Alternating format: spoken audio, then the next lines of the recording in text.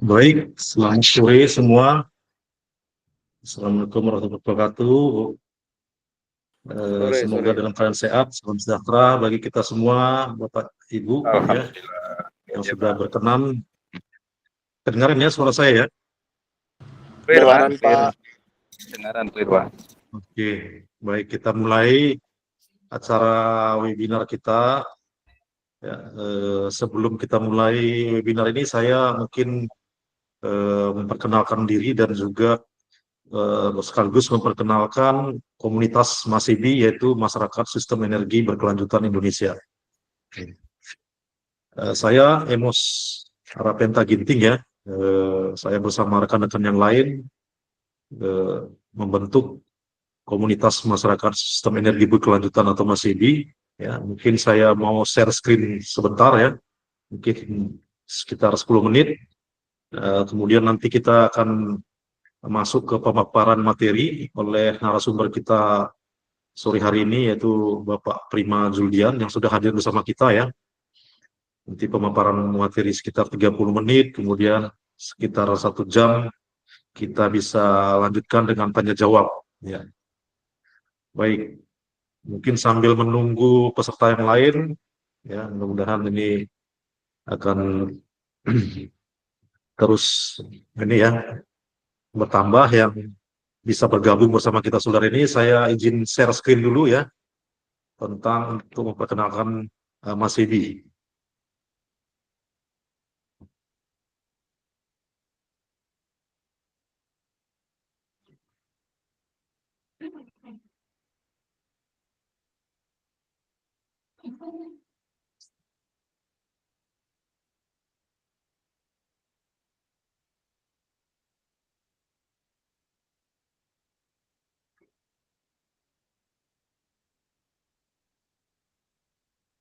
Oke, baik. Apakah monitor saya sudah kelihatan, Bapak Ibu? Kelihatan, Pak. Kelihatan aman. Sudah ya. Oke, baik. Ini adalah presentasi singkat tentang komunitas kami, yaitu Masyarakat Sistem Energi Berkelanjutan Indonesia. Nah, ini adalah komunitas yang baru terbentuk ya, sejak Januari tahun 2025 ya. Jadi baru sekitar 8 bulan. Dan kita juga aktif mengadakan webinar-webinar dan juga training ya terkait energi berkelanjutan. Dan kita agendakan setiap bulan ada minimal 1 kali untuk mengadakan webinar. Nah, ini alamat kita ada di pusatnya, ada di Batam ya. Kebetulan beberapa pendirinya ada di Batam, namun kita juga ada sekretariat di Jakarta.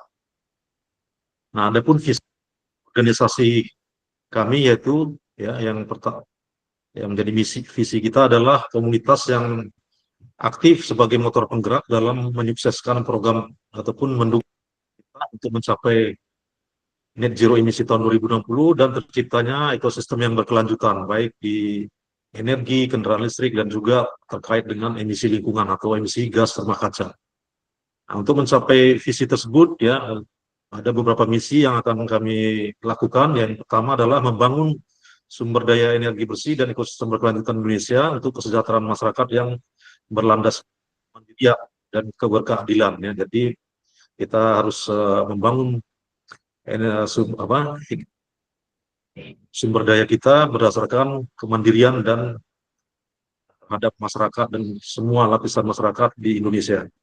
Kemudian yang kedua, kita menjadi partner pemerintah dan juga masyarakat, swasta, dan lembaga terkait lainnya untuk memberikan solusi di dunia energi, baik energi fosil ya tentu saja, dan energi fosil yang sudah menggunakan teknologi yang ramah lingkungan, energi baru terbarukan, dan ekosistem yang berkelanjutan. Dan yang ketiga, memajukan dan mengutamakan sumber daya manusia, perusahaan, dan industri dalam negeri ataupun daerah. Ini misi kita ya, bisa mencapai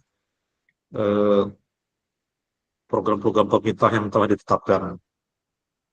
Nah, kemudian untuk mencapai visi misi tersebut, kami juga berencana dan juga sudah melakukan beberapa kegiatan ya, Yang pertama itu melakukan kegiatan diskusi, webinar, seminar, dan juga nanti rencana akan ada pameran-pameran industri. Kemudian melakukan kegiatan training, latihan untuk meningkatkan kemampuan tenaga kerja lokal. Kemudian, dan yang ketiga melakukan kajian dan penelitian ya di bidang energi ini.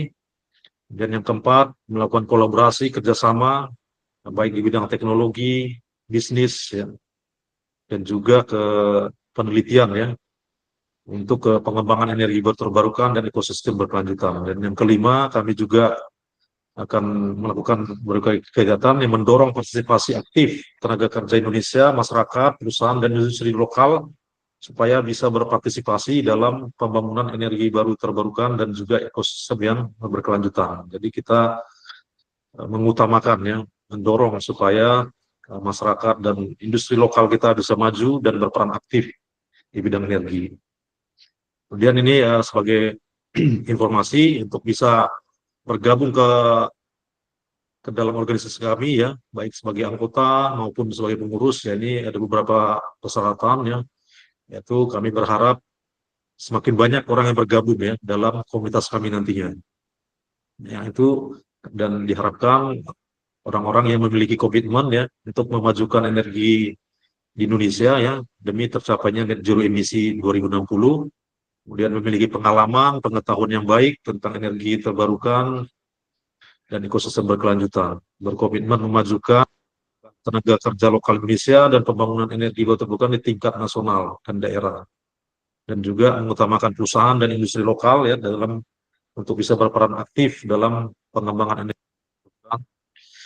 Dan yang kelima, siap ya berkorban, berjuang, ya, mengorbankan waktu, pemikiran untuk memberikan kontribusi untuk kemajuan organisasi kita ya. Kemudian diharapkan juga semua anggota dan pengurus berlaku profesional, transparan, berintegritas, dan bertanggung jawab dalam menjalankan tugas-tugas organisasi. Nah, ini adalah sebagai informasi draft kepengurusan kami ya, yang saat ini sedang dalam proses sebenarnya ya. Jadi kami masih terbuka ya untuk rekan-rekan yang lain yang ingin terlibat sebagai pengurus, baik itu nanti pengurus di pusat maupun di daerah. Ini ada beberapa nama di sini ya, mungkin tidak bisa saya sebutkan satu persatu. Dan saya sebagai ketua umum ya dari organisasi ini saat ini dalam masa kepengurusan 4 tahun ke depan. Nah ini juga kami ada berbagai divisi ya, mulai dari penasehat, pembina, dewan pakar, ketua, wakil ketua, sekretaris bendahara, dan wakil-wakilnya, dan juga divisi-divisi ya, ada SDM, kajian, penelitian, humas, organisasi, investasi dan kerjasama, dan bidang-bidang khusus di bidang energi berkelanjutan ataupun energi baru terbarukan. Ya. Ada EV, energi storage, ya, PV dan wind energi, biomasa, bioenergi, geothermal, hidrogen, carbon capture, migas ya juga. Ya, ini ada cukup banyak ya. Jadi masih kami membuka bagi rekan-rekan yang ingin bergabung dalam organisasi kami masih banyak membutuhkan orang-orang ya yang mau sama untuk memajukan dunia energi yang berkelanjutan di Indonesia. Ya, mungkin itu ya informasi singkat dari saya tentang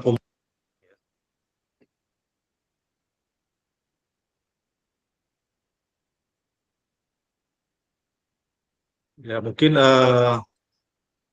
untuk selanjutnya mungkin kita bisa mulai ya dengan pemaparan materi ya,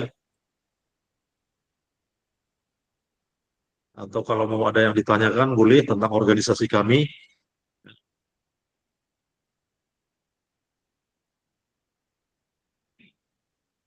Baik, mungkin kita lanjutkan saja ya dengan pemaparan materi yang hari ini topiknya adalah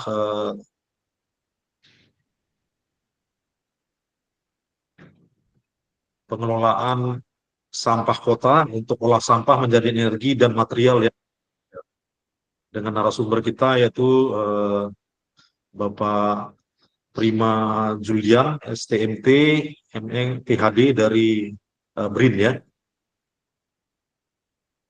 Mungkin untuk waktu dan kesempatan saya persilahkan ke Pak Prima ya. Mungkin mau memperkenalkan diri dulu boleh atau mau langsung ke pemaparan pemeri. Silakan Pak Prima.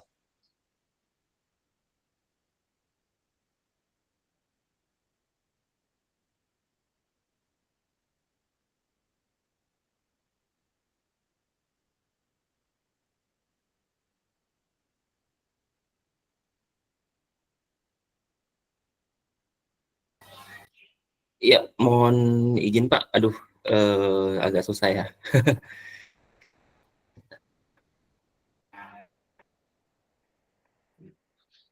Hmm,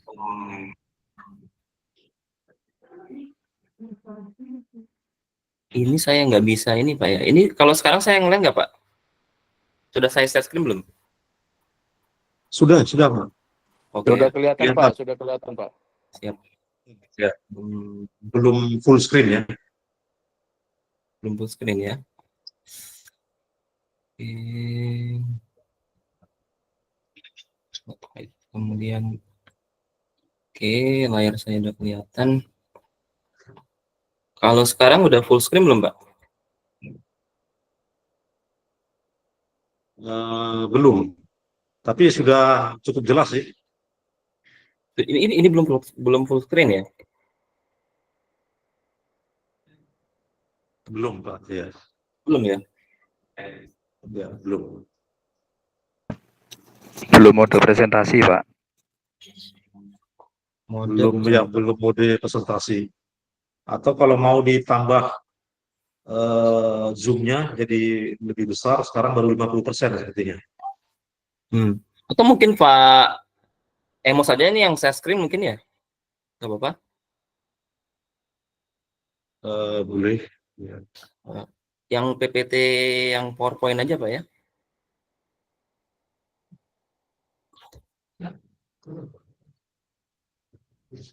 Saya hentikan ya.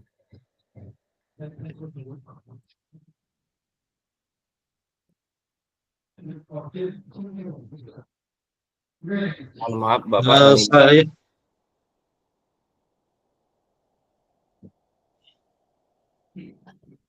Saya nggak punya PowerPoint-nya, Pak. Oh, oke. Bentar. Kalau gitu saya aja lah. Tapi tadi sudah cukup jelas sih sebenarnya. Cuman perlu diklik aja ke ini mode presentasi.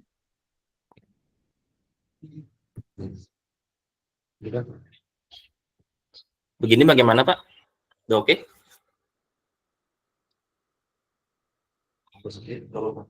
Ini udah saya full screen. Nah. Ya, sudah Pak. Oke, berarti ada delay ya tadi ya. Oke, sip. Ya, terima kasih Pak Emos dan selamat sore teman-teman dan rekan-rekan sekalian dari webinar Masyarakat Sistem Energi Berkelanjutan Indonesia atau MASEBI. Mohon izin saya memperkenalkan nama saya. Nama saya Prima Zuldian. Saat ini saya adalah perekayasa di BRIN dan topik yang pengen saya sampaikan atau share ke Bapak-Bapak dan Ibu-Ibu sekalian hari ini yaitu mengenai pengolahan sampah kota untuk menjadi energi dan material menjanjikan. Nah, Bapak-Bapak dan Ibu-Ibu bisa melihat di sini bahwa secara ilustrasi gampangnya bahwa yang kami lakukan di BRIN itu sampah itu ada dua. Yang pertama adalah sampahnya kita diolah. Nah, kita olah menjadi bahan bakar minyak, bahan bakar gas, kemudian juga kita ubah menjadi bahan bakar padat, dalam hal ini adalah pelet. Lalu kemudian kita olah menjadi material menjanjikan. Material apa yang kami olah ini adalah namanya carbon black, seperti itu. Nah, Bapak dan Ibu sekalian, kami pun juga melakukan riset untuk memusnahkan sampah-sampah yang tidak bisa diolah lagi. Dalam hal ini adalah sampah dapur dan sampah residu. Nah, ini adalah dua hal yang kami lakukan yang nanti akan kami jelaskan lebih mendetail di slide-slide berikutnya.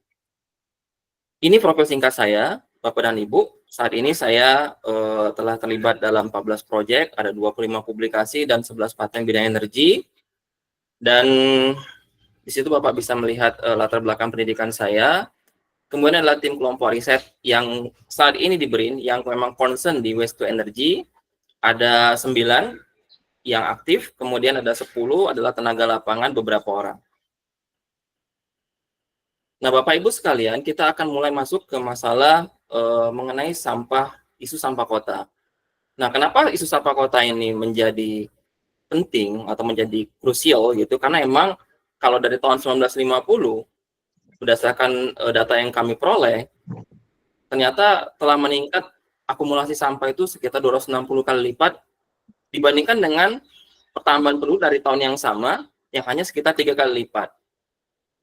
Nah, kemudian permasalahan lainnya adalah sampah yang dilakukan saat ini yang kita kenal di TPA itu sudah banyak yang melakukan dengan menggunakan teknologi insinerator seperti misalnya kayak di Bantar Gebang dan lain-lain. Adapun juga teknologi landfill, namun tidak efektif karena emang pengalaman dari teman-teman yang berkecimpung di situ bahwa itu efektif karena itu boros energi. Yang kedua itu butuh waktu yang lama karena emang apalagi landfill ya. Landfill itu memiliki waktu resident time yang lama untuk dapat memanen gas metananya. Nah, ini adalah proses yang tidak cocok kalau kami pikir saat ini, karena memang kenapa? Karena memang sampah ini semakin cepat menumpuknya, sedangkan upaya untuk menanggulanginya itu terkendala dengan biaya dan waktu yang lama tadi, seperti itu. Nah, kemudian masalah berikutnya adalah sampah itu sendiri, saat ini, kalau di daerah-daerah yang, apalagi perkotaan yang padat penduduknya, nah itu untuk armada pengangkut sampah itu memang sebenarnya udah banyak. Cuman masalahnya adalah bagi warga-warga yang mungkin taraf ekonominya menengah ke bawah, kemudian juga daerah-daerahnya yang sempit, itu susah sekali untuk diangkut. Akibatnya apa? Kebanyakan dari mereka membuang sampah itu di perairan. Oke lah kebun di perairan. Kemudian apa yang terjadi setelah itu? Akibatnya adalah sampah organik yang mereka buang, karena kan mereka kan sampah rumah tangga itu kan ada sampah organik dan non-organik. Nah, sampah organik itu kemudian dia akan membusuk, menyebabkan terjadinya bau, kemudian juga menyebabkan terjadinya gangguan pada ekosistem di sana. Kemudian sampah-sampah yang tidak terolah, sampah non-organiknya, itu kemudian akan menyumbat ataupun juga akan mengalir sampai ke daerah-daerah yang perairan atau laut ya dalam hal ini. Nah, di daerah pesisir ini masalah baru seperti misalnya di daerah-daerah yang tadi dari kepulauan seperti kayak misalnya di daerah Bali, kemudian di Bangka itu menghadapi fenomena di mana sampah-sampah kiriman yang mungkin bukan dari mereka, tapi karena emang semua sampah itu terikut mengalir di aliran sungai menuju ke laut, nah akibatnya terakumulasi di wilayah mereka. Nah, sampah yang terakumulasi ini sampah apa? Ya otomatis adalah sampah plastik atau sampah non-organik. Nah, itu. Karena yang tadi sampah organiknya sudah terurai, tapi tadi masalah yang tadi saya bilang di awal adalah penyakit, bau, dan sebagainya, tentu itu juga seharusnya kita hindari seperti itu. Nah, Bapak dan Ibu, kalau kita tahu bahwa sampah ini, kalau yang non-organik, itu semuanya ngeri. Ngeri dalam artian waktu untuk dia terdegradasi atau terurainya itu sangat lama sekali. Ada yang 600 tahun, bahkan paling cepat sekitar 50 tahun. Nah, contohnya yang paling simpel lah Pampers gitu. Itu 450 tahun gitu. Kita bisa bayangkan bahwa kita lahir sampai kita pun nanti meninggal ya itu masih ada, belum terurai gitu seperti itu. Nah, ini yang menjadi PR gitu bagaimana caranya menguraikan sampah yang non-organik ini khususnya gitu seperti itu. Nah, kemudian kondisi saat ini bahwa sampah Indonesia itu hanya 40% yang telah dikelola. Dan kita bisa lihat di sini bahwa sampah itu didominasi oleh sampah organik yang berupa sisa makanan. Nah, padahal kalau misalnya kita bisa olah, ini bisa kita selesaikan dengan nanti teknologi yang kami rekomendasikan Bapak dan Ibu, sehingga yang akan dibawa ke TPA itu harusnya adalah sampah-sampah tidak lagi mengandung sampah dapur. Sehingga otomatis persentase ini akan menurun sekali gitu mengenai akumulasi sampah di TPA. Kemudian yang masalah berikutnya adalah mengenai walaupun di beberapa TPA sudah mulai melakukan pengolahan sampah dengan membuatnya menjadi RDF organik ataupun RDF non-organik, cuma permasalahannya adalah harga RDF yang dijual itu relatif murah. Kemudian juga harga semurah itu bagi pemain-pemain sampah itu bagi mereka itu adalah rugi. Karena dengan harga 300 sampai 400 rupiah per kilogram itu HPP-nya itu belum masuk, karena berdasarkan informasi yang kami terima HPP itu paling nggak sekitar 600 rupiah per kilogram. Nah, ditambah lagi untuk pengolahan RDF ini kan juga membebankan kepada APBD setempat. Nah, ini yang menyebabkan terjadinya tarik ulur ya gitu bagi pemerintah setempat, apakah benar-benar serius mau pakai RDF ini atau enggak. Nah, yang kedua, kalau RDF itu kita juga harus memikirkan siapa sih pembelinya atau siapa sih yang akan menggunakannya. Nah, di wilayah-wilayah yang jauh dari pabrik-pabrik pembangkit maupun pabrik-pabrik semen, itu penggunaan RDF itu tidak efektif karena tidak akan ada yang membeli gitu, seperti itu. Nah, makanya kita harus memikirkan teknologi apa sih yang kira-kira bisa kita lakukan untuk bisa mengolah sampah selain RDF ini. Nah, kami dari BRIN, Bapak dan Ibu, merekomendasikan 6 poin. Yang pertama adalah sampah RDF, khususnya plastik, itu bisa kita olah dengan kita menjadikannya minyak. Nah, ketika dia menjadi minyak, maka sampah tadi yang harganya, kalau plastik bersih ya Bapak dan Ibu, itu harganya kurang lebih sekitar Rp1.200 per kilogram. Kalau kita jual dengan harga kita akumulasi dengan industri, yaitu mungkin bisa sampai 10 kali lipat lebih tinggi. Yang kedua adalah sampah kayu dan ranting, itu kita bisa bersihkan, kita pisahkan dari sampah organik dapur tadi, sehingga kita buat menjadi pelet. Nah, ini bisa digunakan sebagai bahan bakar padat. Nah, ini nanti kami jelaskan bahwa kami pun telah membuat pretreatment khusus sehingga sampah pelet ini terbukti efektif dipakai di off-taker yang memang berkecimpung di penggunaan pelet. Nah, kemudian yang ketiga adalah dengan kita mengubah sampah plastik menjadi minyak, ternyata ini bisa juga kita naikkan prospek profitnya dengan diubah menjadi carbon black seperti yang saya sampaikan di slide awal tadi. Di mana carbon black ini paling murah itu harganya sekitar Rp40.000. Artinya bisa meningkat sekitar 30 kali lipat, bahkan lebih. Nah, kemudian byproduct-nya dari proses carbon black itu sendiri adalah hidrogen. Di mana hidrogennya itu komposisinya itu sangat tinggi. Dan ini bisa diperbandingkan dengan proses thermal apapun yang ada saat ini, di mana kalau misalnya pembuatan carbon black atau hidrogen dari sampah ini menjanjikan dengan prospek harga yang sangat murah dibandingkan dengan teknologi konvensional yang ada saat ini. Kemudian yang keempat adalah sampah organik. Nah, sampah organik itu kami merekomendasikan itu seharusnya diselesaikan di rumah sendiri. Nah, dengan cara apa? Dengan cara kalau memang orang mengenal dengan istilah kompos, sehingga dia melakukan fermentasi secara aerob, kemudian dimasukkan starter. Nah, lama-kelamaan dia akan secara tiap hari itu sampah itu akan habis, selesai. Nah, kemudian yang kelima adalah sampah logam dan berharga. Ini adalah sampah yang pasti kita tidak usah pikirkan lagi karena sampah ini sudah habis oleh teman-teman dari pemulung maupun pengumpul barang bekas. Dan yang terakhir adalah sampah residu. Nah, barulah sampah ini yang kemudian kita insinerasikan. Tapi kami dari BRIN, kami merekomendasikan teknologi insinerasi di mana tidak menggunakan bahan bakar. Nah, ini nanti kita akan jelaskan nanti di slide yang paling akhir. Kemudian Bapak dan Ibu, ketika kita melakukan upaya menurunkan sampah yang tadi dia semula hanya dengan teknologi landfill seperti ini bisa kita, kalau kita andai kata melakukan treatment, itu potensi penurunan emisinya itu bisa 46% berdasarkan referensi yang kami baca, seperti itu. Nah, ini Bapak dan Ibu, kita masuk, yang pertama adalah pembuatan minyak plastik dari sampah plastik. Ini adalah minyak teknologi pirolisis yang kami lakukan. Kami menggunakan bahan bakarnya adalah kayu besar. Bahan bakunya adalah plastik. Bahan bakarnya dimasukkan ke sini, dan ini bisa beroperasi secara kontinu, Bapak dan Ibu.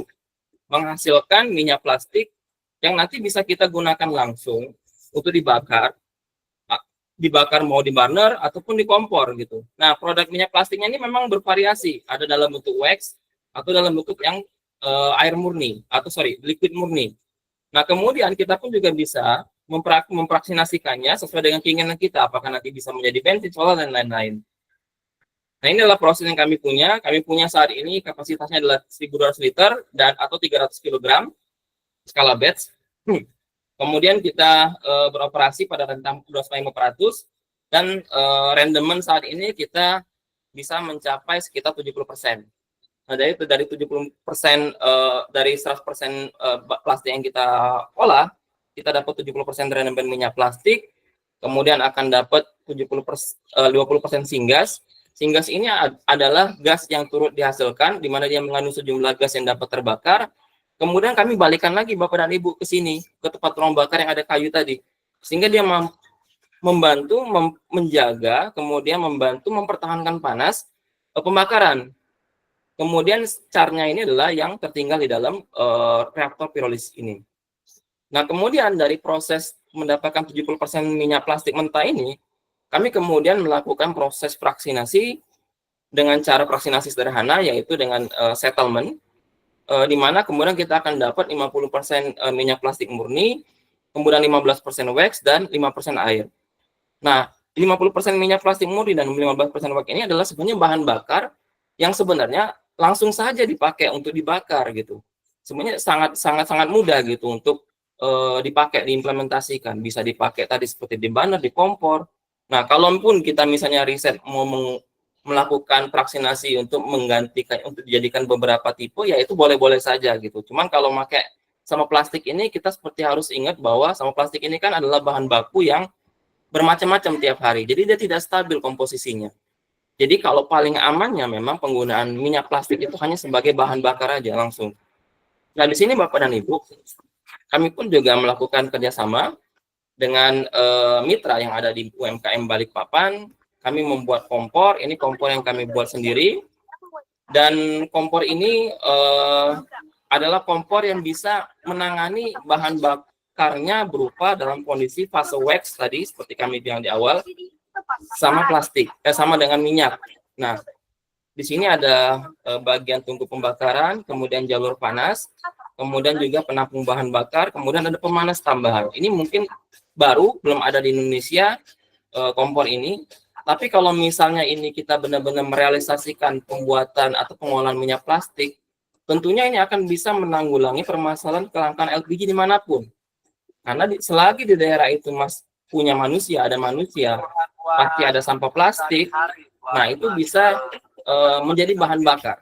Nah ini kan dulu kan ada beberapa waktu itu adalah kelangkaan LPG, nah ini kita bisa atasi masalah seperti itu yang pernah kita terjadi waktu itu. Nah ini kalau kita lihat di sini adalah api pembakarannya, kita bisa lihat bahwa apinya biru, dan ini kalau kita lihat asap pembakaran juga tidak hitam seperti kompor oli bekas ataupun dari minyak jelantah. Ini menunjukkan bahwa kalaupun nanti pemerintah menghadapi masalah kelangkaan energi, mudah-mudahan ini bisa jadi solusi. Seperti itu.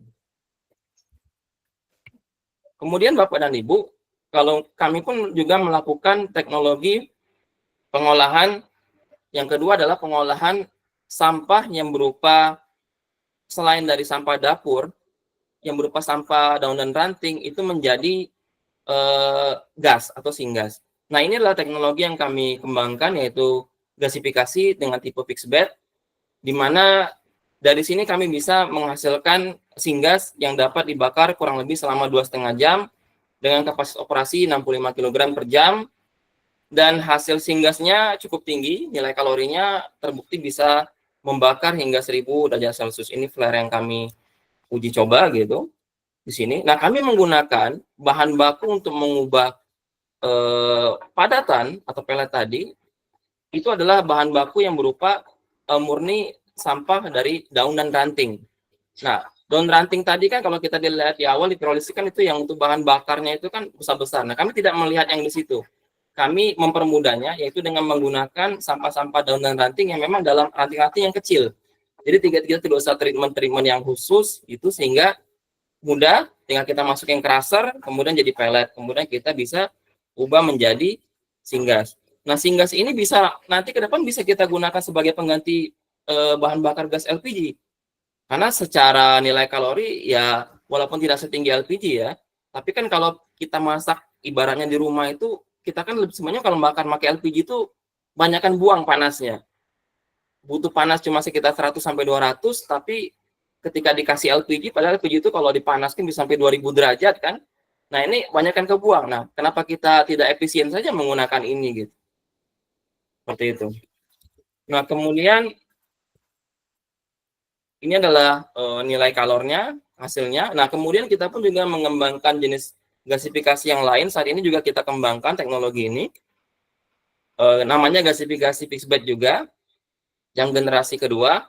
Nah, di sini hal yang menarik dalam proses gasifikasi ini Bapak dan Ibu, kalau fixed bed ini kita akan mendapatkan tidak hanya mendapatkan syngas, tapi juga mendapatkan char. Nah, char ini sangat potensi bisa kita manfaatkan lagi sebagai bahan bakar, di mana kalau sudah menjadi char, nilai kalori dari pellet tadi akan meningkat drastis. Seperti itu. Nah, ini adalah gasifikasi yang kedua yang kami kerjakan di BRIN. Dan ini sudah beroperasi juga dengan baik. Ini adalah nilai flare-nya, kebakar. Nah, ini adalah gasifikasi yang kedua. Ini lebih simpel daripada yang pertama tadi. Cukup ukuran area sekitar 3x3, tapi sudah bisa menghasilkan bahan bakar syngas yang untuk skala rumahan atau skala industri kecil, untuk kayak misalnya untuk masakan, kuliner, dan lain-lain. Nah, ini adalah teknologi lain selain gasifikasi yang kami kembangkan, yaitu teknologi tipe fluidized bed. Kemudian, nah ini yang kemudian kami proses pembuatan pengolahan sampah daun ranting untuk menjadi pellet. Nah, di sini Bapak dan Ibu bisa kita lihat bahwa prosesnya simple. Sampah daun ranting yang kecil-kecil, kemudian kita crusher, kemudian kita pelletisasi. Nah, di sini ada hal yang menarik yang pengen kami infokan, bahwa kami pun juga melakukan upaya modifikasi pellet itu dengan menaikkan nilai kalorinya dengan penambahan sejumlah sampah plastik. Nah, sampah plastik ini kalau dalam pembuatan pellet itu susah. Biasanya dia akan menempel di mesin pencetaknya, tapi dengan teknologi yang kami kembangkan atau proses yang kami kembangkan itu menjadi mudah. Dan terbukti penggunaan sampah plastik sebenarnya relatif aman, tidak masalah ketika kita melakukan uji bakar dan uji emisi. Nah, kemudian inilah hasil dari beberapa jenis sampel pellet yang kami kembangkan. Nah, yang pertama adalah sampah daun ditambah dengan sampah plastik, tapi ini adalah multi layer ya. Ini sudah 5.000-an derajat. Kemudian sampah selanjutnya juga sampah yang dikombinasikan dengan sampah plastik sudah 4.000 derajat ke atas. Nah, kita bisa perbandingkan dengan nomor 5 dan nomor 10 dan 11, di mana kalaupun kita hanya menggunakan 100% sampah daun, sebenarnya nilai kalorinya sudah cukup tinggi, di sekitar 3.600-an. Cuman, Bapak dan Ibu perlu ketahui bahwa kalau di pasaran, si pembeli pellet itu biasanya inginnya sekitar 4.000 ke atas. Nah, kita pun juga harus berpikir bagaimana menyediakan pellet berkalori tinggi itu, ya makanya kita melakukan pretreatment khusus ini, dengan menambahkan maksimal 25% sampah plastik.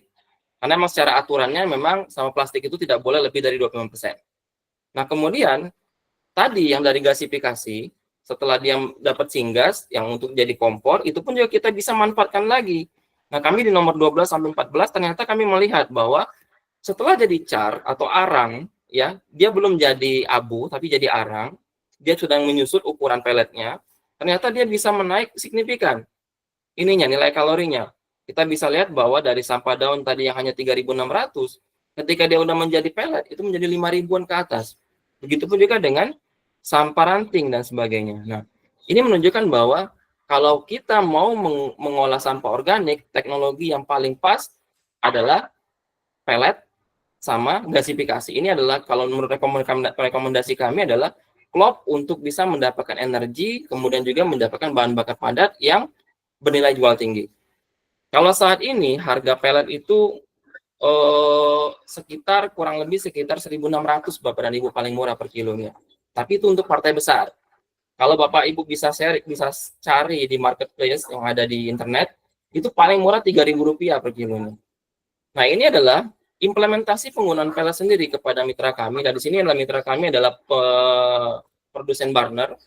Nah, di mana ketika kita kolaborasi antara riset yang kami lakukan dengan pengujian yang dia lakukan selama ini dengan teknologi burner, kita lihat bahwa penggunaan pellet ini lebih lebih hemat dibandingkan dengan penggunaan LPG. Selain itu juga api yang dihasilkan ketika kita sedikit memodifikasi dengan tambahan plastik, itu apinya itu menjadi lebih terang. Kalau dia pakai yang pelet biasa atau pelet itu dia apinya itu tidak seterang ini. Nah, kemudian kalau dari abunya juga kita bisa lihat bahwa ketika sudah selesai, abu yang didapatkan itu tidak terjadinya aglomerasi atau gumpalan. Nah, kenapa hal ini penting? Kalau dalam proses pembuatan pelet, ketika di bagian sini terjadi aglomerasi, dia akan menyumbat blower. Nah, kalau blowernya tersumbat, dia akan menjadi api balik. Nah, ini bahaya. Nah, ketika kita melakukan pengujian dengan modifikasi pelet dengan penambahan sedikit saja plastik, ternyata sampai 25% itu tidak ada masalah, tidak terbentuk aglomerasi. Dan ini berdasarkan mitra kami, testimoni mitra kami, mereka menyatakan bahwa ini bagus sekali gitu. Kalau kita bisa manfaatkan. Karena kenapa? Pelet ini saat ini adalah dihadapkan dengan kondisi bagaimana mendapatkan supplier dari biomasa itu sendiri. Kebanyakan pemain di daerah Jawa, mereka mensuplai bahan baku pelet itu dari Sumatera, ataupun juga mereka mengambil dari daerah-daerah yang cukup jauh, dari daerah hutan industri, dan lain-lain. Nah, itu membutuhkan biaya transportasi yang mahal. Nah, kenapa tidak berpikir untuk menggunakan pelet yang ada dari TPS terdekat atau TPA terdekat, kemudian ditaruh di tempat yang atau industri yang bermain pelet selama ini, kemudian kita produksi. Itu kan akhirnya mengakibatkan tadinya harga pelet yang lebih kompetitif profitnya gitu, kemudian juga secara nilai kalori juga tidak ada masalah dibandingkan dengan yang lain gitu. Nah, ini adalah uji emisi berdasarkan pengujian yang telah kami lakukan dengan mengacu kepada permen dari lingkungan hidup. Kita lihat bahwa kalau dari CO, karbon dioksida, itu masih aman. Paling tinggi kita sekitar 226 ppm. Kemudian juga dari analisa NOx, itu di NO2 itu masih 470, kalau kita sedikit mendekati 0. Kemudian kalau SO2 itu masih 210, kita masih jauh di bawah itu. Artinya dengan walaupun menggunakan plastik sendiri gitu, ketika kita pakai relatif aman untuk diaplikasikan dan bisa menyesuaikan dengan permintaan pasar sesuai bagaimana keinginan pasar. Apakah mau mereka kalorinya mau yang rendah atau mau yang tinggi. Nah, itu bisa kita setting dengan kita menambahkan sedikit plastik yang kita lakukan pretreatment khusus ini. Ini mungkin sedikit gambaran mengenai keekonomian ya. Ini berdasarkan studi kasus yang ada di Sumedang dari hasil estimasi yang kami lakukan dengan mitra kami yang tadi bermain di Barner.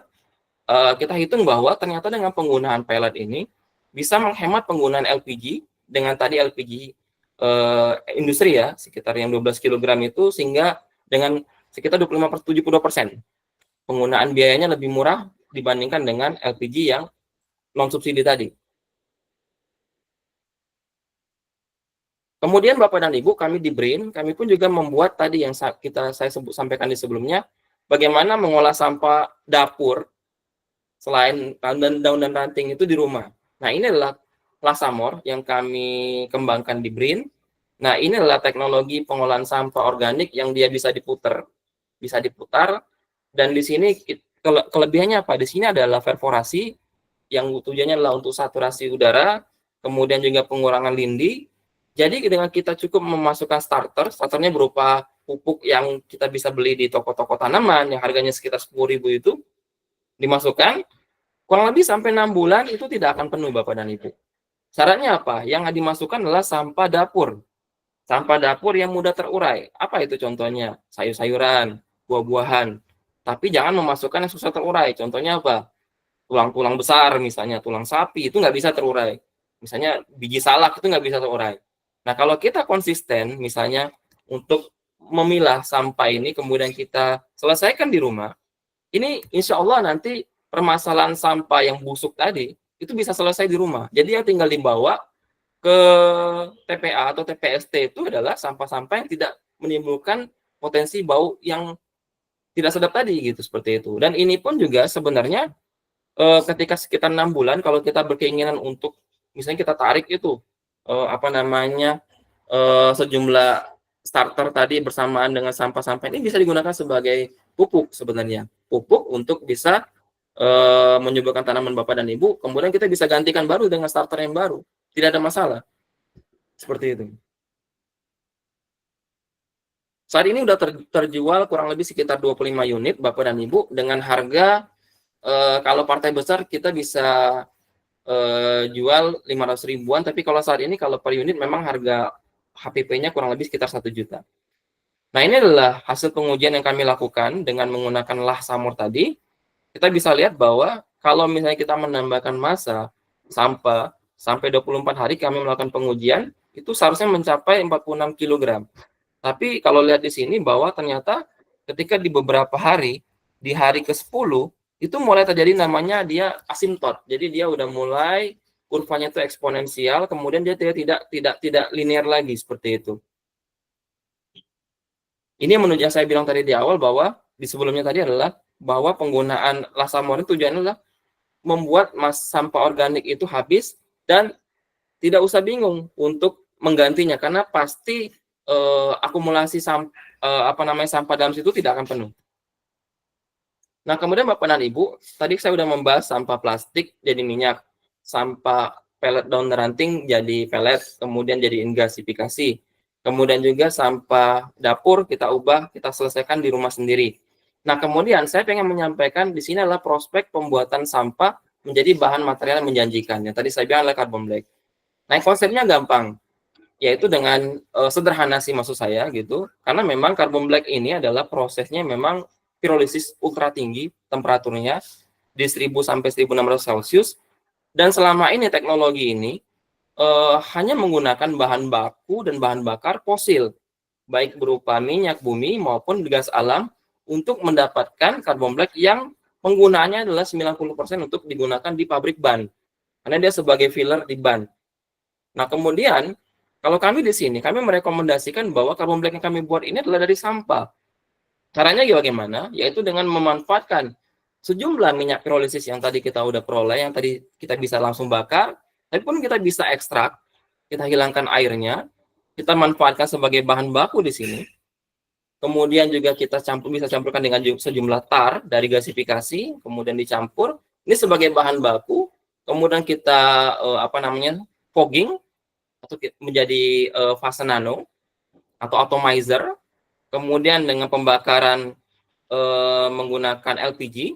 Nah, LPG ini di sini kami menggunakan LPG karena memang syngas itu dia tidak bisa menghasilkan kalori yang tinggi sampai 1600. Karena tadi saya bilang di awal bahwa hanya bisa di 1000 derajat.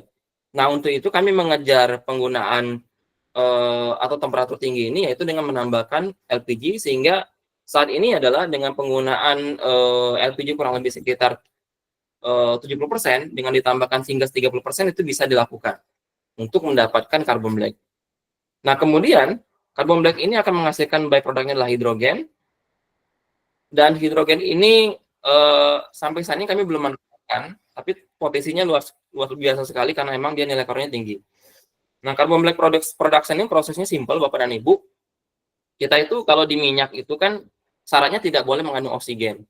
Nah, plastik itu tidak punya oksigen. Nah, makanya yang kami rekomendasikan kalau untuk pembuatan carbon black ini adalah plastik-plastik yang tipenya sejenis PS, polistiren.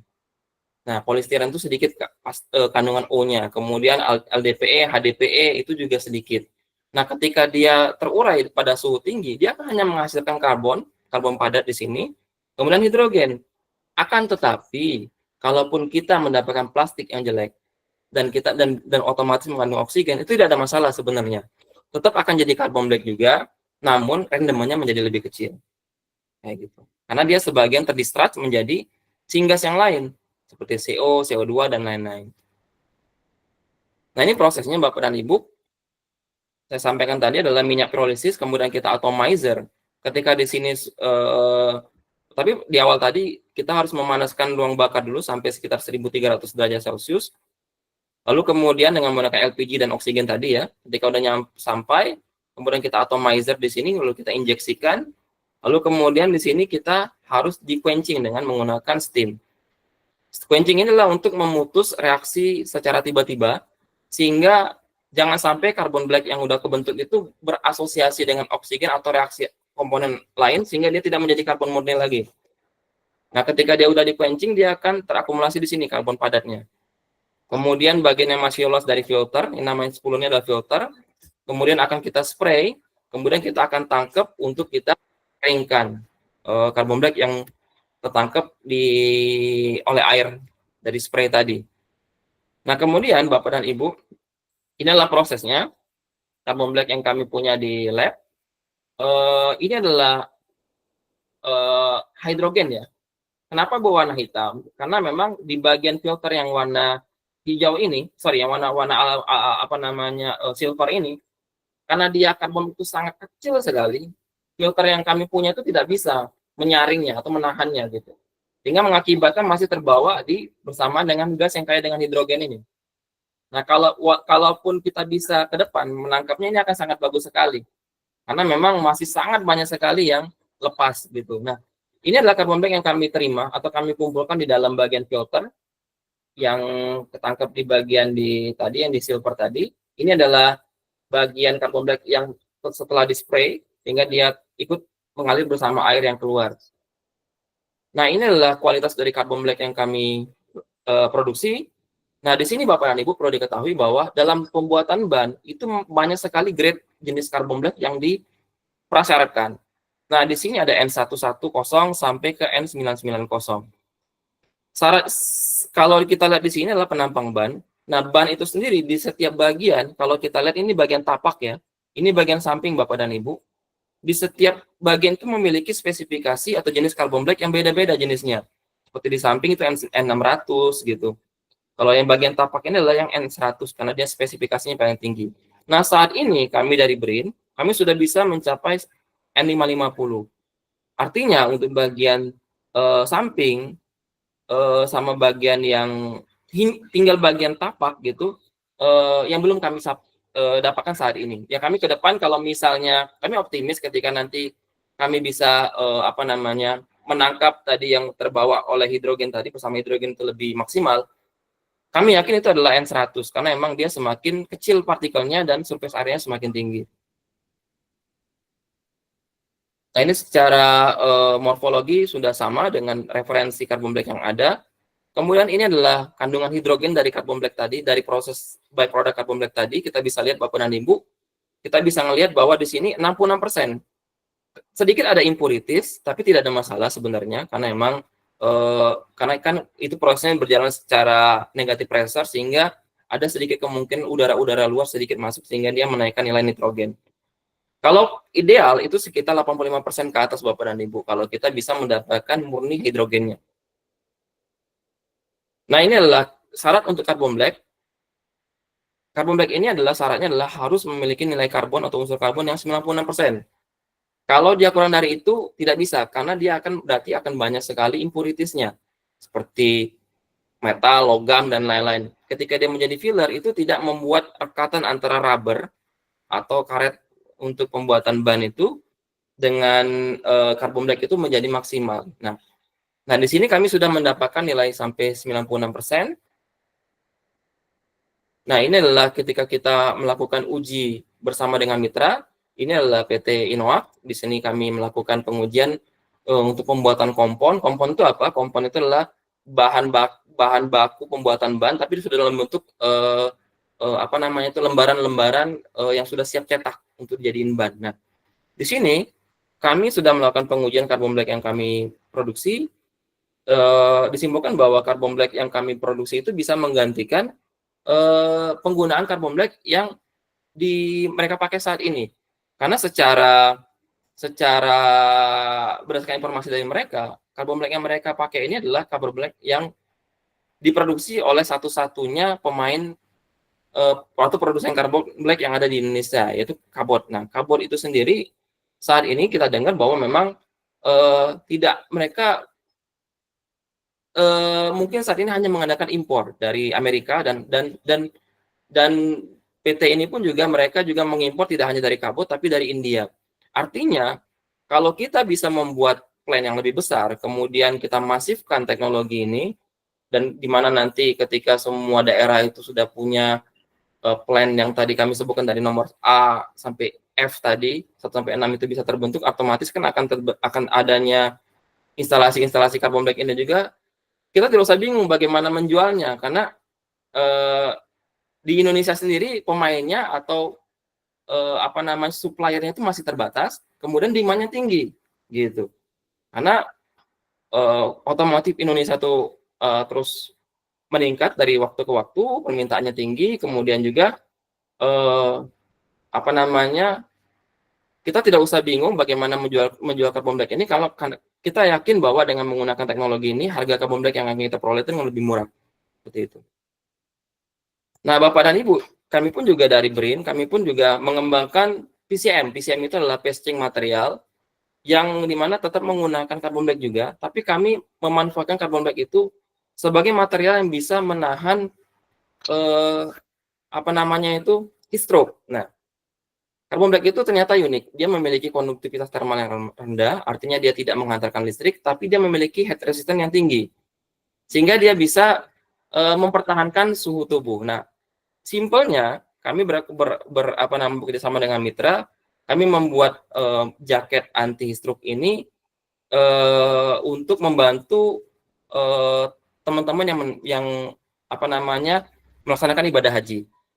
Dan di sini kita bisa lihat bahwa berdasarkan testimoni yang mereka lakukan, yang mereka coba, bahwa penggunaan carbon black yang berdasarkan basic sampah ini tidak jauh berbeda dengan yang komersial. Yang komersial tuh bagaimana maksudnya?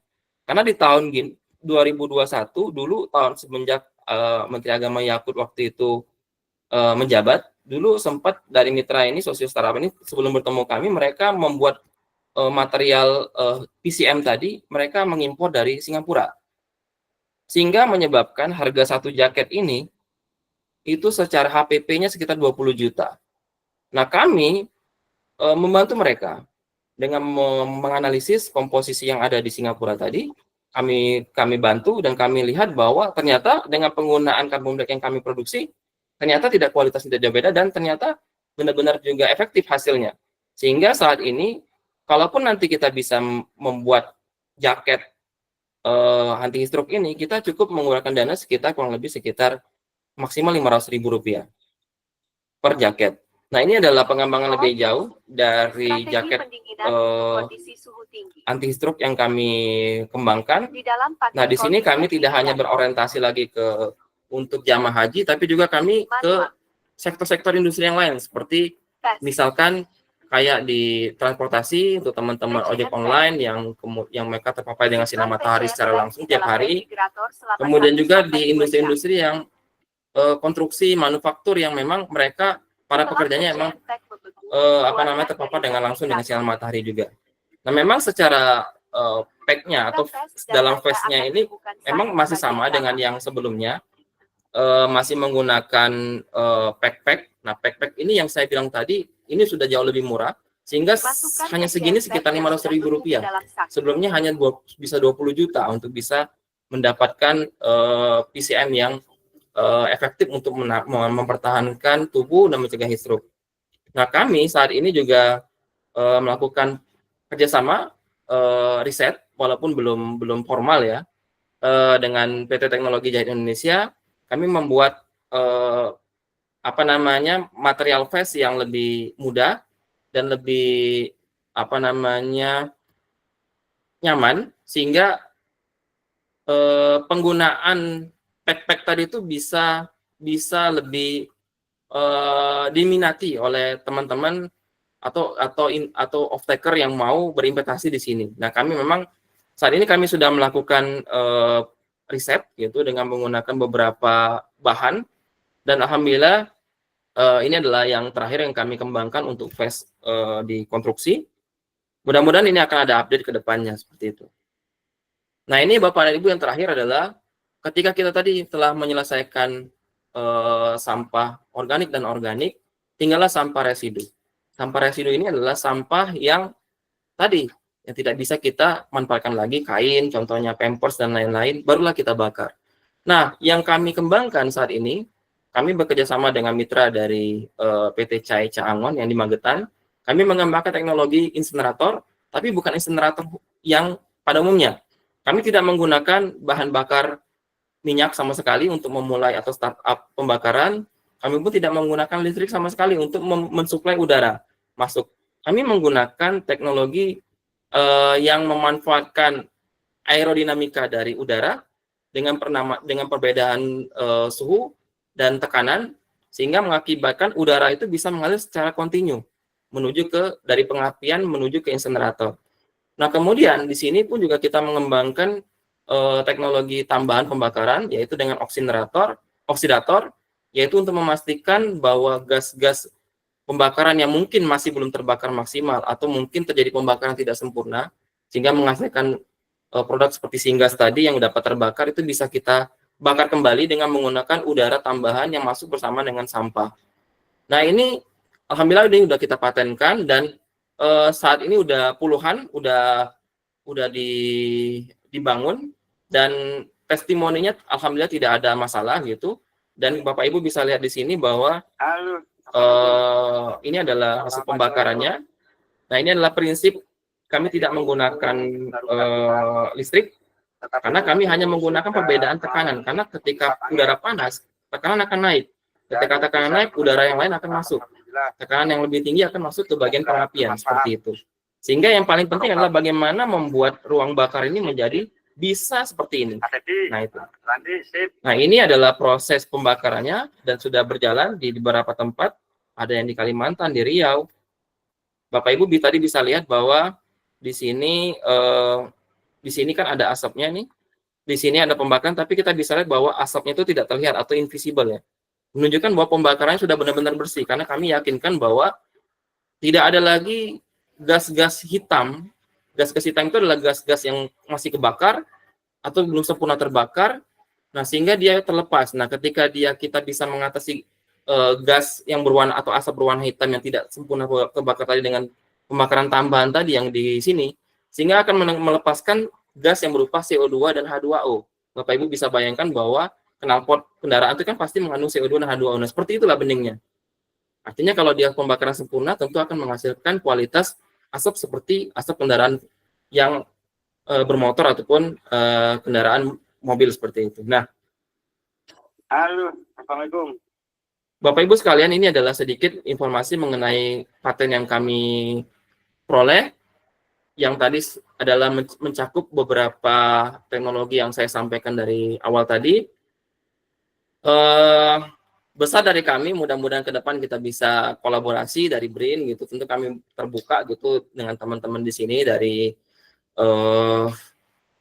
teman-teman webinar dari berbagai elemen gitu, untuk bisa kita bersama-sama berupaya untuk bisa menyelesaikan masalah sampah ini. Tentu teknologi kami ini kami tidak bisa mengatakan bahwa ini yang terbaik. Kami masih butuh feedback saran-saran konstruktif gitu untuk mengembangkan teknologi ini ke depannya. Mungkin itu aja dari saya, Bapak dan Ibu, mengenai paparan mengenai bagaimana sih pengolahan sampah yang dapat energi dan dapat material yang menjanjikan tadi. Yang mudah-mudahan Bapak Ibu bisa memahami dengan baik. Silakan nanti kalau misalnya ada yang bertanya, saya serahkan kembali ke Pak Emos ya.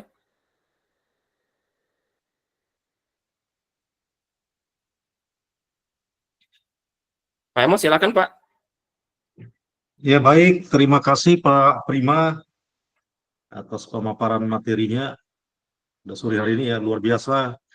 Ini adalah salah satu solusi ya untuk penanganan sampah, khususnya sampah kota, yang bisa bermanfaat menjadi barang sangat berharga ya. Tadi ada carbon black, syngas, dan lain-lain. Ada pertanyaan ya. Ini kita kasih kesempatan sesi tanya jawab. Mungkin tadi ada yang ya Pak Rifki ya, silakan. Langsung Iya, selamat sore Pak.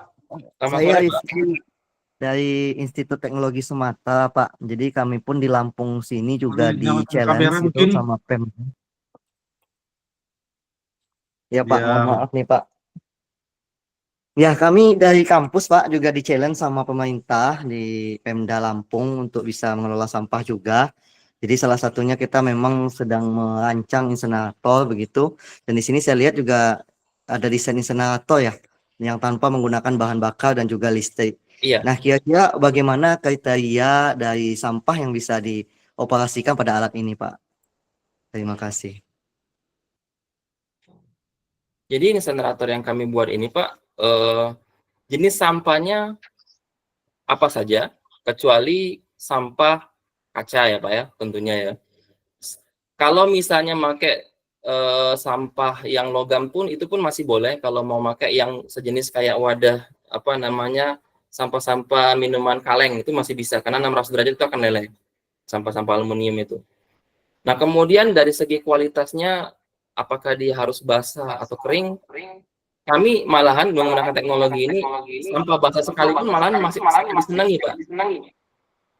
Karena kenapa? Dengan kita menggunakan basah ini kita mencegah terjadinya pembakaran lanjutan di sini.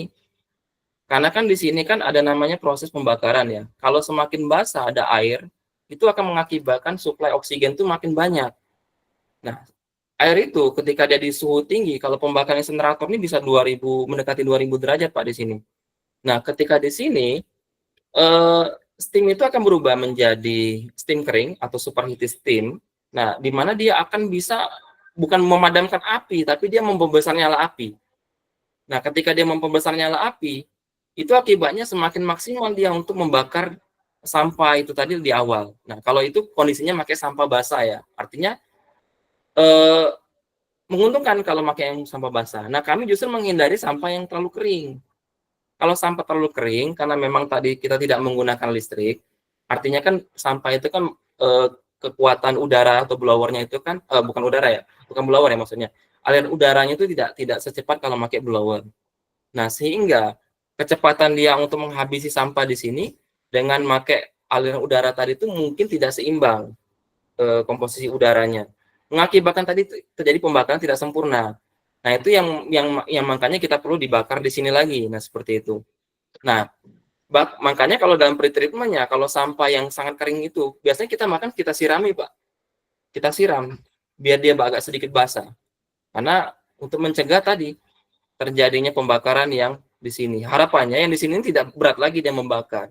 Bahkan kalau bisa tidak usah membakar lagi sampah, karena semua sampah, gas buang maksudnya. Karena semua gas buang itu udah habis menjadi CO2 dan H2O di sini. Di sini hanya untuk memastikan aja kalau memang sampah atau gas buang tadi itu sudah benar-benar bersih asapnya gitu. Nah, di sini kan kalau lihat ini bisa 2000 derajat saya bilang tadi. Nah, di sini ini bisa paling nggak sekitar 400 derajat. Nah, pembakaran spontan itu terjadi di 400 derajat. Nah, dengan pemasukan udara dari sini yang mengalir secara laminar ke sini, otomatis ini akan spontan terjadi pembakaran. Api akan terbentuk di sini. Kalau misalnya tadi gasnya mengandung gas-gas yang masih kebakar. Seperti itu. Begitu, Pak ya? Izin Pak Prima, untuk startup awal, apakah menggunakan kayu, ranting, dan sebagainya, sehingga sampah ini bisa terbakar dulu dengan sendirinya?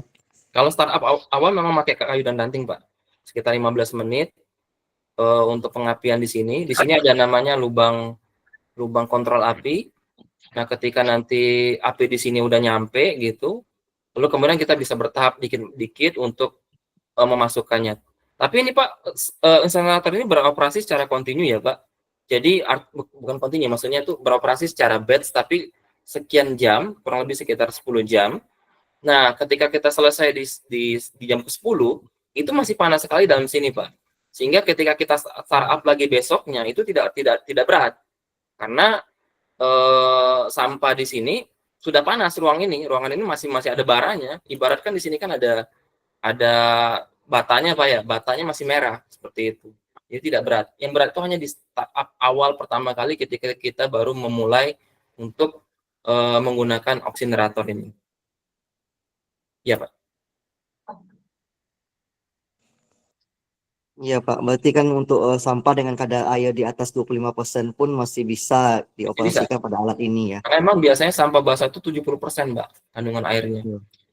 Memang banyak teknologi sih yang sudah digunakan saat ini, ada namanya hydrodrive, yaitu dengan teknologi pengeringan yang kayak berputar itu ya Pak.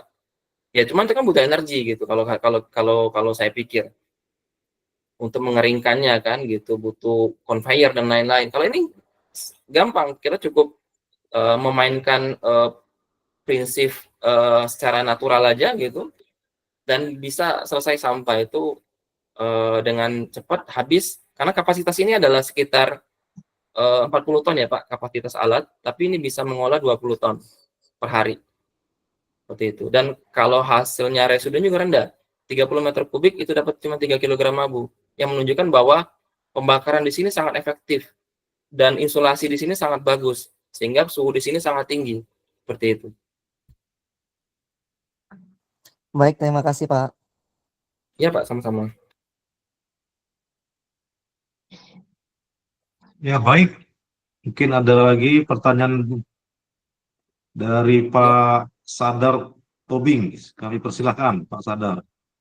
Baik, terima kasih Pak Emos. Ini cukup menarik nih Pak Prima Juldian. Siapa? Nah, jadi problem sampah di kota ini kan sangat krusial ya.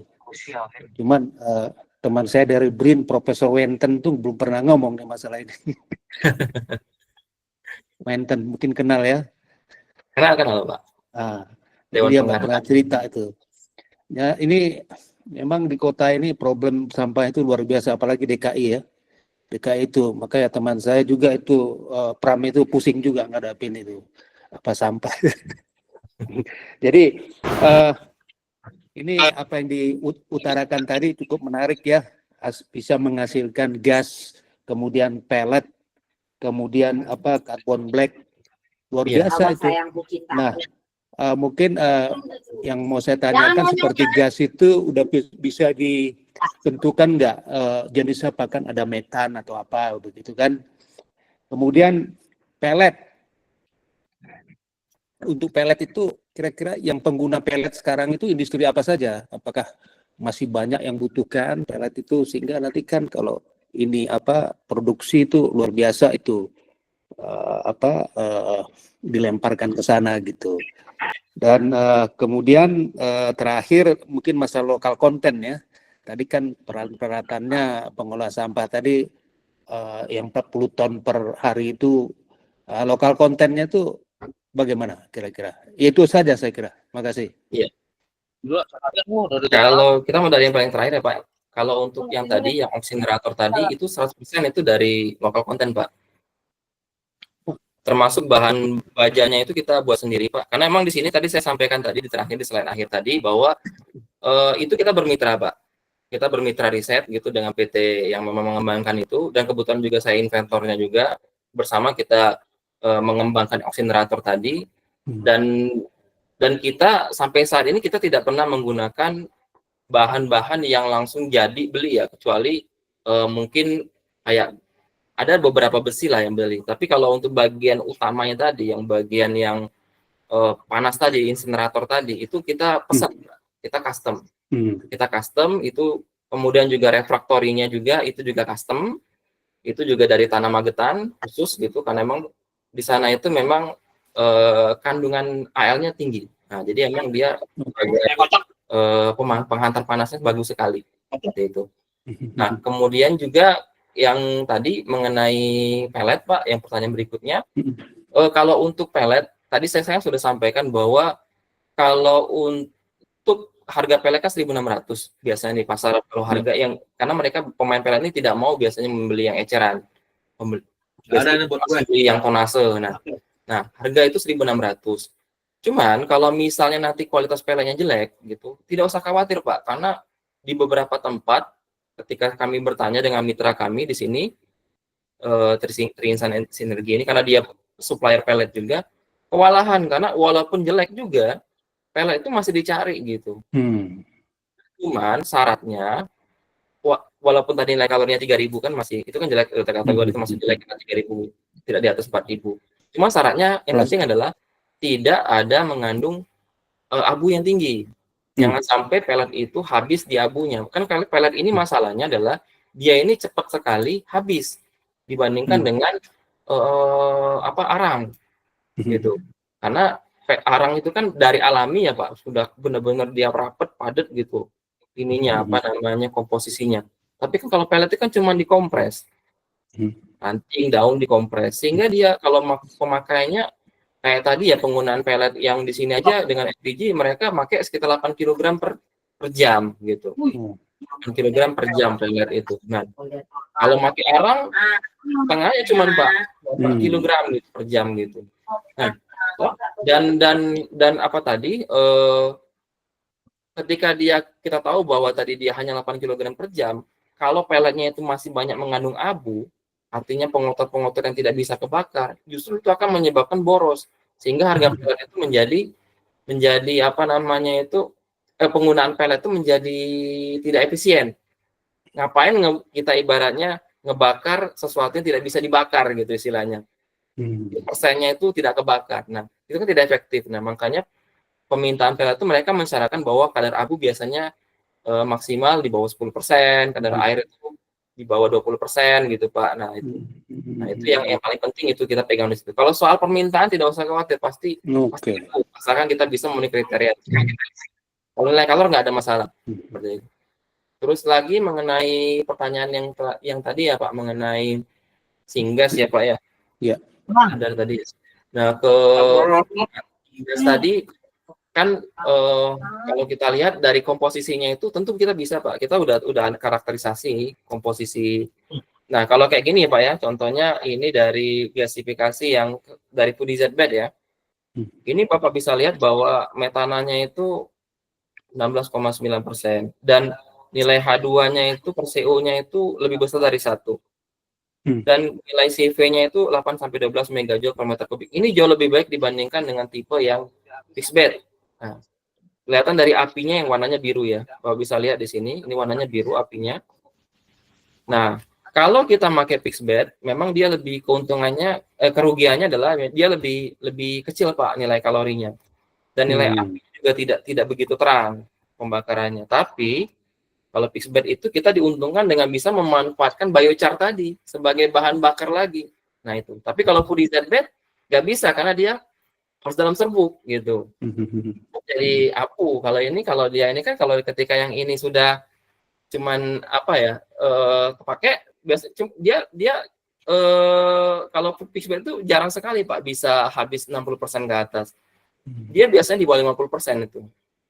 Apa namanya yang bisa terkonversi gitu. Sisanya itu adalah char gitu. Nah, kita bisa manfaatkan lagi untuk penggunaan lain atau digunakan lagi, diputar lagi, dimasukin lagi ke dalam sini, ke hopper ini. Gitu. Nah, ini kalau kita lihat komposisi gasnya ya memang tidak tinggi kalau pakai fixed bed. Dan nilai kalorinya otomatis juga rendah. Sekitar setengah dari yang FoodZBet tadi, Pak. Oke. Ya, mungkin ini terakhir. Ini kan pelet dengan gas itu digunakan ya suatu industri gitu. Terus kira-kira hasil daripada pembakaran itu diukur juga nggak terkait masalah polusinya, maksud saya? Polusinya. Nah, kalau pembakaran pelet itu kami melakukan pengujian emisi, Pak. Kalau untuk pelet ya. Nah ini adalah pengujian. Kami melakukan pengujian emisinya dengan ya karena emang saat ini ya kami keterbatasan alat juga di BRIN gitu. Nah, kami melakukan pengujian dengan menangkap dengan sampling bag khusus. Kemudian kami gunakan alat bakarak tadi.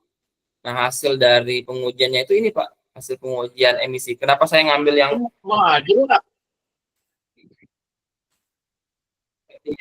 karena memang ini yang kita khawatirkan dia berbahaya ya. Kalau ranting daun itu pasti aman lah. Kalau ada plastik ini yang takutnya bahaya. Nah, makanya saya cukup kasih tampilkan yang satu aja. Ketika plastik paling tinggi, ternyata dari hasil permen berbandingan permen permen LHK, kita lihat bahwa semuanya itu masih di bawah standar. Oke, ya. Seperti itu, Pak. Oke, makasih Pak Prima. Sama-sama, Pak.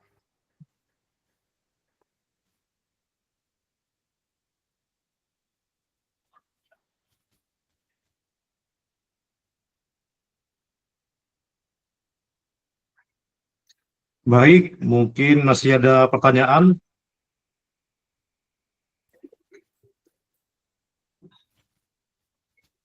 Kami kasih kesempatan bagi Bapak Ibu.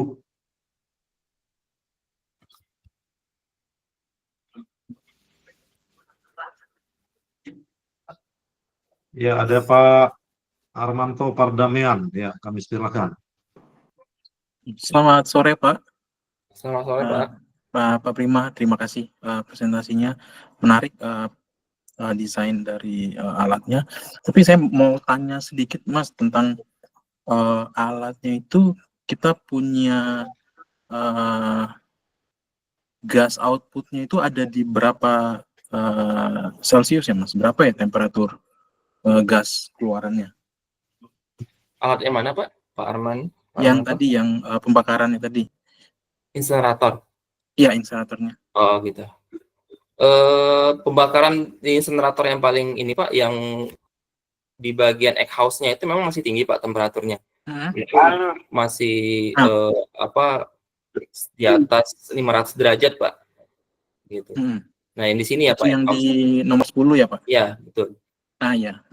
Dan memang di sini Itu ada kita di menggunakan material logam khusus tadi supaya bisa menahan Halo. dia tidak leleh.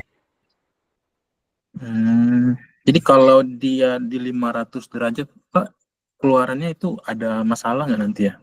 Di keluarannya? Enggak, sejauh ini nggak pernah ada masalah. Nggak ada gitu. masalah, Pak. Nggak ada masalah. Karena kan itu cepat sekali dingin, Pak. Kalau ketika kita keluar itu kan kayak pembakaran, ya ketika dia kontak dengan udara luar, proses ibaratnya itu apa ya istilahnya itu pendinginan atau dan memang tentu kita akan jauhkan ini dari tempat benda-benda yang apa namanya yang mudah meleleh tentunya gitu, seperti itu, dari tanaman gitu ya. Mungkin yang kalau resikonya sih ke tanaman sih, Pak, kalau misalnya daerahnya terlalu rimbun gitu ya, terlalu dekat dengan egg house ini, ya tentu akan layu dia biasanya karena emang panas kan itu, Pak, seperti itu. Ya itu aja sih saya tadi ngerasa gimana ya bagian outletnya, apa bisa dimanfaatkan kembali temperatur tingginya gitu. Iya. Secara teori bisa sih, Pak, dimanfaatkan kembali sebagai pemanas misalnya kan ya. Gitu. Iya, benar. Sebagai pemanas tadi untuk pirolisis misalnya kan. Bisa itu kalau misalnya mau di ini. Memang ngebuat sistem yang saya jelaskan dari 1 sampai 6 tadi itu alangkah bagusnya kalau semuanya terintegrasi. Cuma keterbatasan sana sini akhirnya saya bermitra dengan teman-teman dari UMKM. Tapi kita bersama-sama mempunyai tujuan bahwa kalau nggak kita kerjasama ya tidak bisa mendapatkan riset-riset yang bisa membantu penanggulangan sampah ini, gitu. Memang kalau dari BRIN sendiri ya kita mengalami kesulitan juga, baik dari segi fasilitas, pendanaan dan lain-lain juga, Pak. Seperti itu. Ya, baik, terima kasih Pak Prima. Siap, Pak Armanto.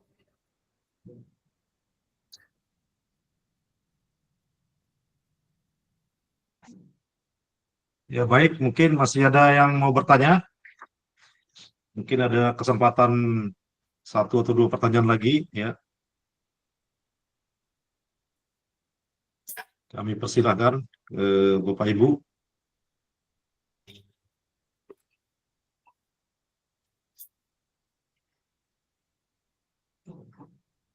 Atos, oke, silakan. Ada pertanyaan lagi dari Pak Rifki. Kami persilakan. Silakan, Pak. Ya, terima kasih Pak. Mohon maaf nih Pak, banyak bertanya. Terkait yang ini Pak, tadi untuk pirolisis yang menghasilkan plastik ya. Sebelumnya kami di kampus juga sudah coba-coba begitu, tapi secara hitungan gitu ya, ekonomi sepertinya masih sangat tipis sekali margin harganya begitu. Dari kita mulai mensortir plastik, kan plastiknya harus yang bersih begitu ya, sampai dengan nanti menghasilkan minyak, di mana proses pirolisis juga menggunakan bahan bakar. Nah, yang sudah dilakukan ini seperti apa, Pak? Terima kasih. Terkait ekonominya ya. Nah, ini secara ringkas prosesnya, Pak ya. Di sini adalah proses pirolisis kami. Kami menggunakan bahan bakarnya adalah kayu-kayu, seperti saya disampaikan di sini tadi. Nah, ini kayu-kayu yang kami pakai. Kami tidak menggunakan solar. Kami tidak menggunakan bahan bakar yang konvensional. Kami memanfaatkan sampah itu sendiri sebagai bahan bakar. Sehingga ini adalah pintu awal untuk bisa mendapatkan harga minyak yang lebih murah. Seperti itu. Nah, kemudian adalah sampah plastik.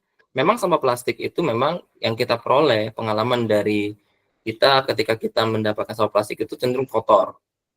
Nah, memang apa yang kami lakukan ya itu kami ya terpaksa Pak, kita membersihkan lebih dahulu sampah plastik itu. Dengan cara apa? Dengan cara dicuci, kemudian dikeringkan.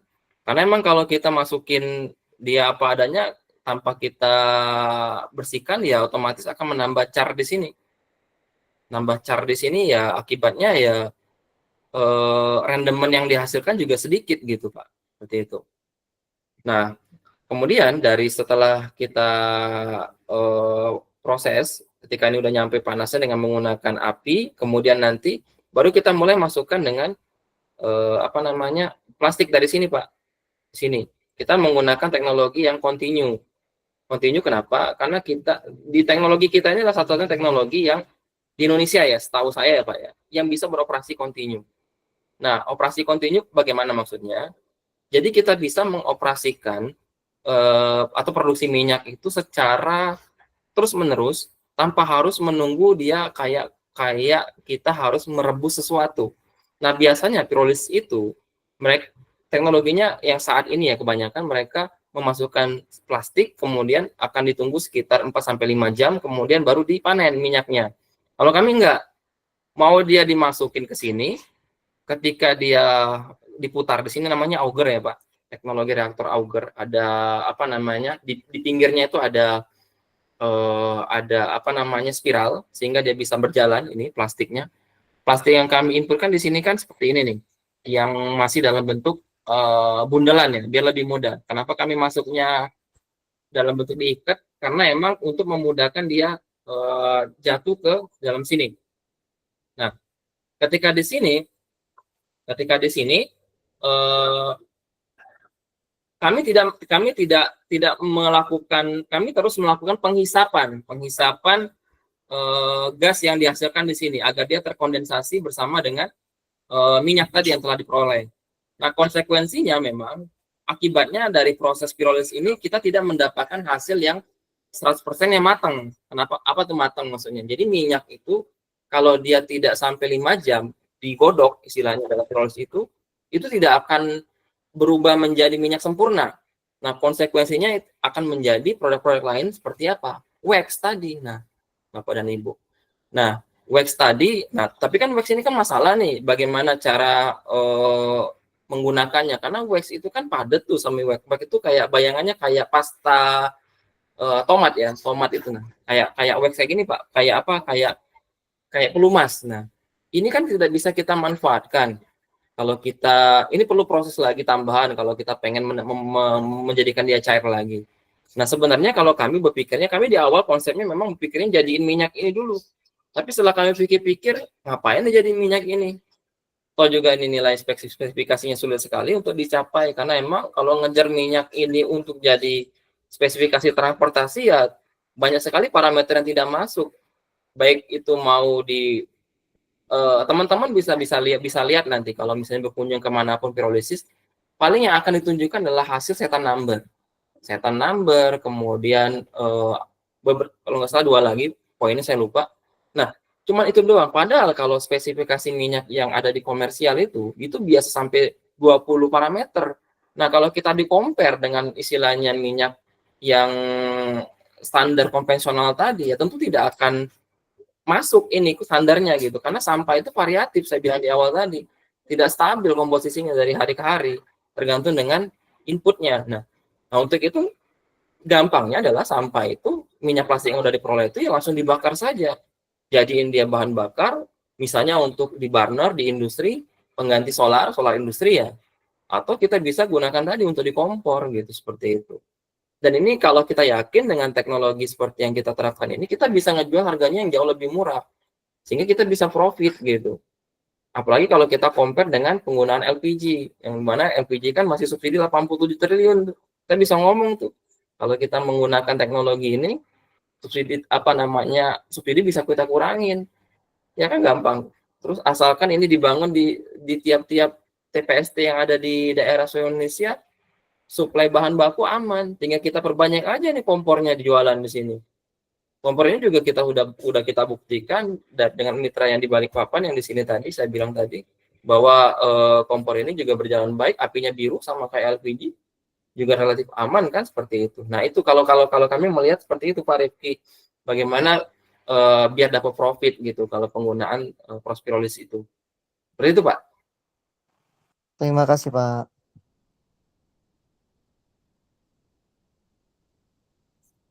Ya, baik, Mbak. Ada pertanyaan lagi. Mungkin ini pertanyaan terakhir ya, dari Pak Hendra Gunawan. Ya, kami persilahkan. Iya Pak, silakan Pak Hendra.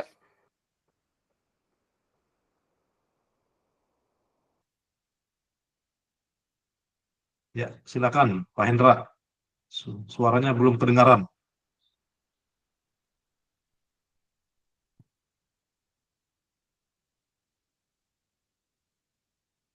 Ya, Pak Hendra.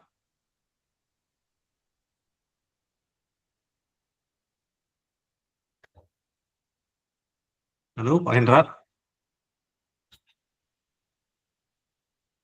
Ya, baik. Oke, atau di chat aja Pak, di chat. Kalau ada kendala audio. Boleh ya, bisa lewat chat. Silakan.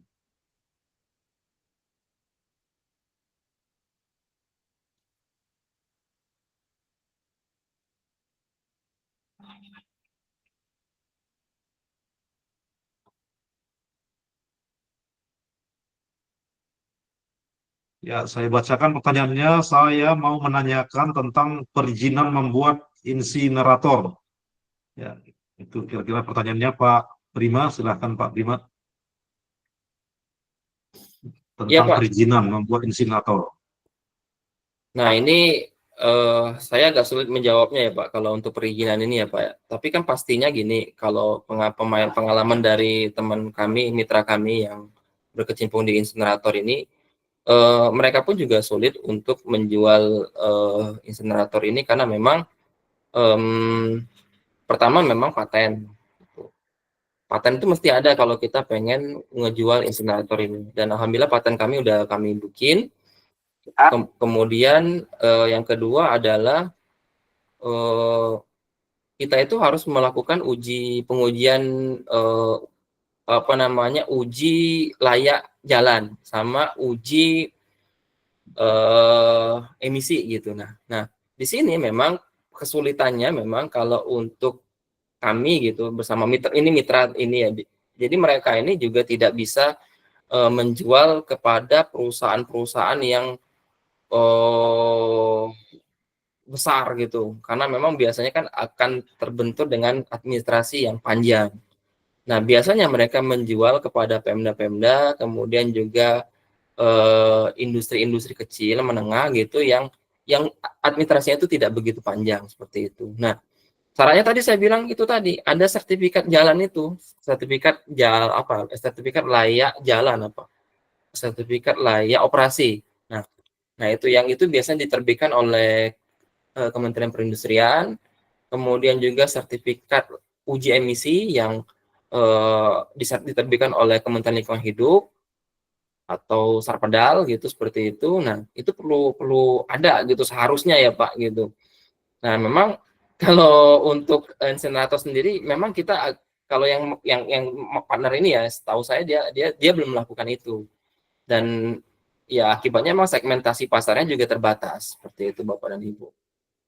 Nah itu yang paling penting tadi, harus punya surat tadi, dan itu memang agak sedikit mahal gitu untuk bisa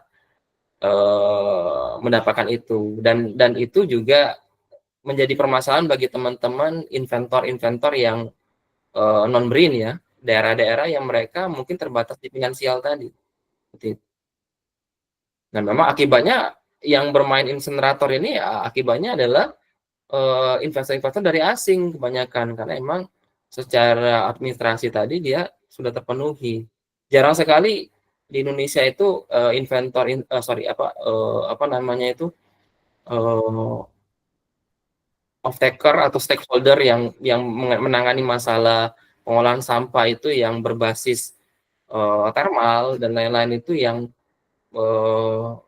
dilakukan oleh industri-industri dari lokal, kebanyakan dari luar, dari Cina dan lain-lain.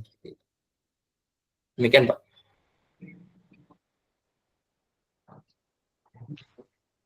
Ya, baik. Mungkin saya pertanyaan penutup ya, Pak Prima, mungkin Ya, singkat Pak. saja. Eh, apakah kedepannya ini masih apa teknologi baru apa yang kedepannya ini terkait pengolahan sampah ini menjadi energi atau material berharga lainnya yang kira-kira dalam beberapa tahun ke depan seperti apa gitu perkembangan teknologinya, Pak, dan efisiensinya seperti apa gitu kira-kira. Apakah saat ini bisa mencapai 20%, 30%, mungkin boleh Kalau dijelaskan secara singkat, Pak. iya, tadi kan di awal bahwa teknologi pengolahan, jadi gini Pak, definisi pengolahan sampah itu yang ada kita lihat di SIPDN itu kan sampah itu diolah 40% Pak. Nah, cuman maksud 40% itu itu adalah sampah yang hanya diangkut biasanya Pak, yang diangkut kemudian ditaruh di TPA, bukan diolah lebih lanjut menjadi yang saya sebutkan tadi dari awal sampai akhir itu. Itu bukan seperti itu, hanya ditanganin, diangkut, kemudian dibawa ke tempat pembuangan air. Artinya dia tidak ada di sampah itu di rumah itu sendiri. Nah, artinya sudah dipindahkan seperti itu. Itu disebut pengolahan, definisi pengolahan yang ada di situs SIPDN itu. Nah, ke depan kalau memang kita mau menerapkan ini, mudah-mudahan definisi pengolahan itu akan berubah, ya. 40% itu tuh adalah mungkin yang saya harapkan adalah dari saya pribadi gitu dan teman-teman dari Waste Energy Brain gitu, bahwa benar-benar diolah dan itu menjadi benar-benar terolah gitu. Bukan diolah tuh dalam artian tadi yang terbatas diangkut tadi.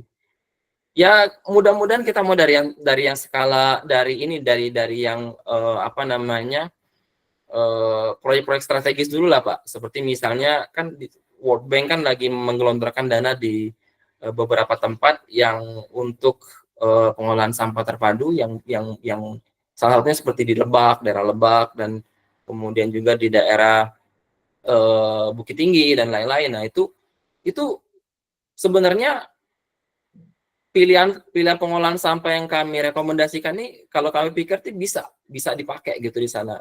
Tergantung dengan kultur jenis sampahnya. Kalau dia banyak organik, ya berarti kita pakai pellet dan lain-lain tadi seperti yang saya sampaikan tadi. Nah, harapannya ketika ini benar-benar terrealisasi, kita tidak hanya bebas dari permasalahan sampah, tapi juga kita mendapatkan ketahanan energi, Pak. Nah, saya dengar bahwa Dirjen Energi Terbarukan, Direktur Jenderal Energi Terbarukan telah menyiapkan undang-undang untuk energi terbarukan. Salah satunya adalah energi terbarukan berbasis sampah. Nah, mudah-mudahan ketika ini nanti udah ada regulasinya, bisa menarik investor yang mungkin akan mulai bergeliat untuk mencari atau untuk tertarik untuk mengolah sampah ini karena nanti akan ada namanya ininya kompensasinya ketika berhasil mengolah sampah itu sendiri. Ada tarifnya dan lain-lain dan ini yang mudah-mudahan akan menjadi stimulus bahwa sampah ini akan menarik. Kalau sekarang kan tidak ada aturan yang jelas Pak. Kayak misalnya orang menjual minyak plastik kan tidak ada ininya SNI-nya, tidak ada apa namanya itu istilahnya itu apa namanya itu standarnya lah, standar yang pasti lah untuk bisa ngejual atau surat resmi lah untuk bisa menjual minyak plastik itu nggak ada saat ini, nggak ada dimanapun juga nggak ada di Indonesia saat ini. Nah mudah-mudahan ke depan ketika ini udah diterbitkan ya pemain yang bergerak di bidang pengolahan sampah ini akan semakin banyak dan kami dari BRIN siap mensupport teman-teman untuk bersama-sama kita mengeksplor di riset tersebut gitu Pak. Ya, baik. Terima kasih, Pak Prima, atas penjelasannya. Ya, mengingat waktu ya, rekan-rekan semua, Bapak Ibu, sudah waktunya kita akhiri ya. Kalau nanti ada pertanyaan lebih lanjut, bisa menghubungi kami. Ya, nanti juga kami akan bisa sambungkan langsung ke Pak Prima untuk Ya, ini ada nomor bisa kontak saya. berdiskusi. Ya, gimana Pak? Di sini di slide ini ada email dan nomor HP saya. Oh iya, ya. Silakan menghubungi Pak Prima di layar ada. Atau main ke lengkap, ya. Vitek Bapak dan Ibu silakan kalau pengen melihat-lihat Ya. beberapa teknologi. Melihat atau mungkin mau berkolaborasi ya kan? Atau bertanya lebih lanjut. Ya, Siap. ini adalah kesempatan yang baik ya. Apalagi sekarang ini pemerintah sudah sedang menggalakkan juga ini mengenai sampah ini. Iya. Baik, kalau tidak ada ya kita akhiri ya webinar kita, webinar komunitas sistem energi masyarakat, sistem energi berkelanjutan atau MASEBI. Terima kasih buat semua rekan-rekan ya. Kalau mau bergabung ke komunitas kami, silahkan mendaftar dan menghubungi kami.